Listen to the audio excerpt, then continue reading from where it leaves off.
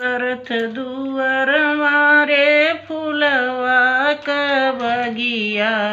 रे फुलवा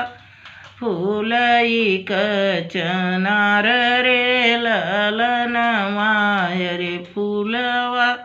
फुलई कचनार रे ललन रे फुलवा चूनन चले राम लक्ष्मण न सीता पूछई एक बात रे ललन माय रे सीता पूछई एक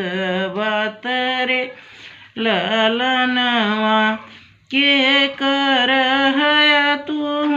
उलरू से दुलरू रे कवने हिनिया क भाई रे ललनवा आय रे कवने बहिनिया क भाई रे